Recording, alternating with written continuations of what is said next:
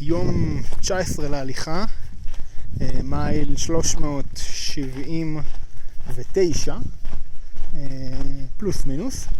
אני בדיוק יורד מהר בשם ביידן פאוול, שהוא בגובה 9,700 פיט, משהו כמו 3,000 ומשהו מטר.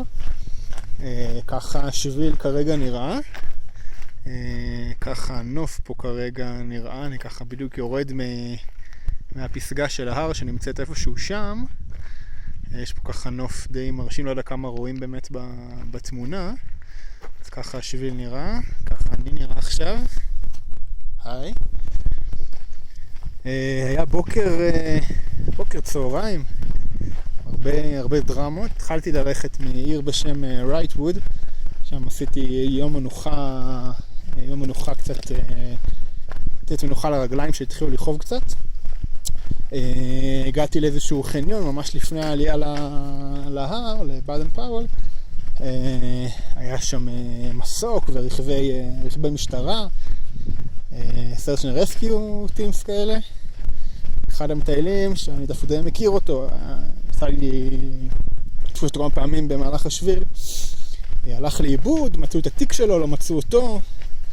בחור קצת מוזר, לא משנה. בכל אופן חיכינו שם כמה שעות לראות אם צריכים עזרה עם החיפושים.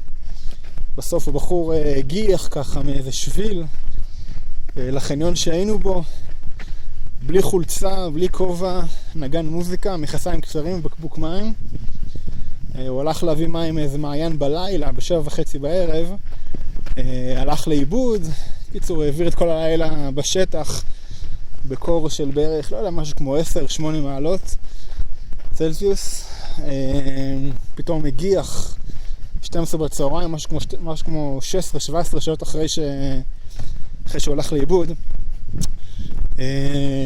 מה שככה העלה כמובן בפי כולם את הדיון על תאונות בשביל ודברים שיכולים לקרות וקורים כל הזמן.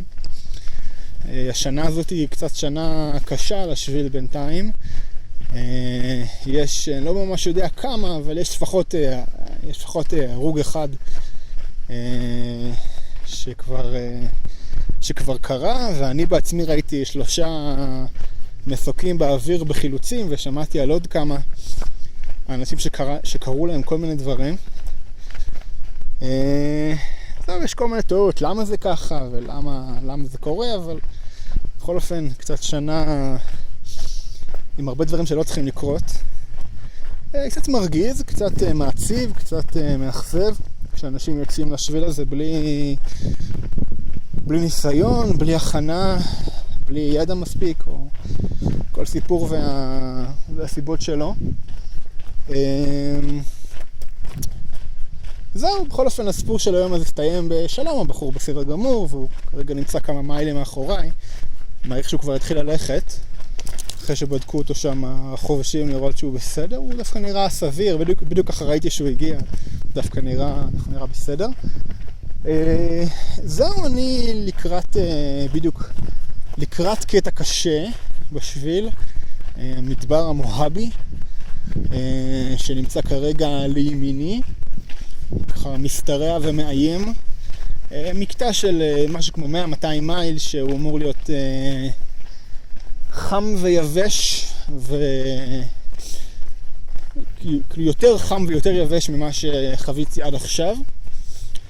כנראה שאני אעשה הרבה הליכות לילה, הרבה סחיבות מים ארוכות. יהיו מקטעים של משהו כמו 30-40 מייל בלי מקור מים שצריך לסחוב. כמו שאתם רואים, זה כרגע לא המצב. אני כרגע נמצא במקום ממש לא יבש וממש לא מדברי. בדיוק היה קודם כמה כתמי שלג בצד הדרך. זהו, לא מחכה למקטע הזה, לא מצפה לו. הרבה אנשים, לא יודע אם הרבה אנשים, אבל יש אנשים שמוותרים עליו.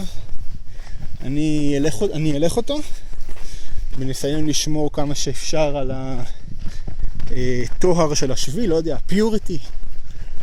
אני לא מאוד מאוד קיצוני בקטע הזה, אבל אני כן רוצה ללכת כמה שאפשר, בלי דילוגים. זהו, שלומי בסדר גמור. ככה בדיוק חוזר לשביל אחרי יום מנוחה שקצת הוציא אותי מהשוונג. זה קשה המעברים האלה